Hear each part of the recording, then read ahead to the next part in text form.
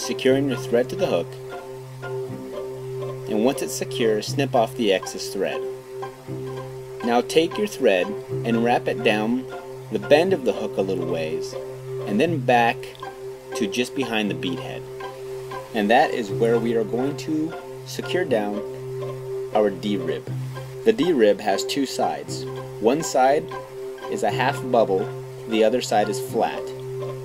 When we secure it down, we want to secure the bubble side down so that we see the flat on top of the shank of the hook for right now. Secure it all the way down to about half of the gap. And then bring your thread up just a little ways so that way we can add the flash abou.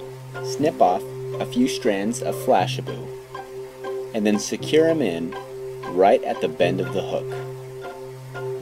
Be sure to wrap your thread back to where you stopped your D-rib and then bring your thread back up to just behind the bead head.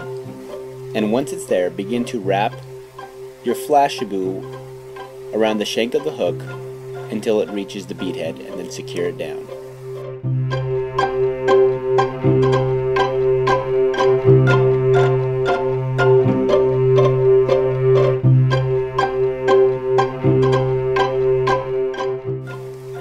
Once it's secure, snip off the excess and then do a few more wraps just for security.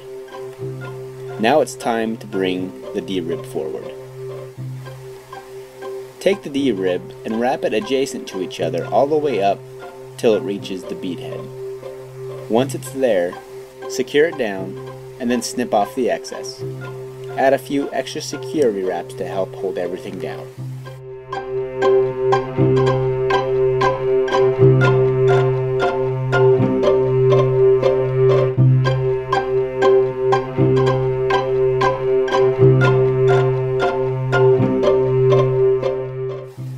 Now once everything is all nice and secure, it's time to add the dubbing.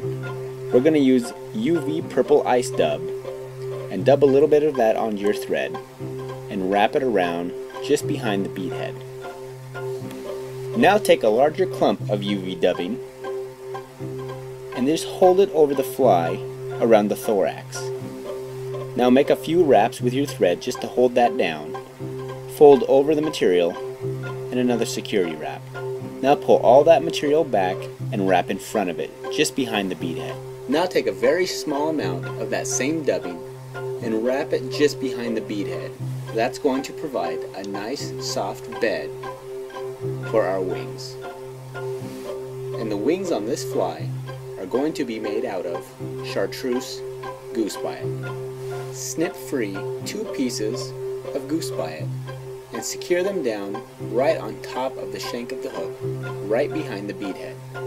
When you're securing them down, make sure that they kind of splay out from each other. And once you have them all nice and secure, snip off the excess. Now to finish it off, we're going to dub a little bit more of dubbing on there. And once it's dubbed, it's time to whip finish. Snip off the excess thread. Take a little bit of those long strands that you have in the back and snip them off right at the bend of the hook, and you have yourself the purple swag steelhead fly.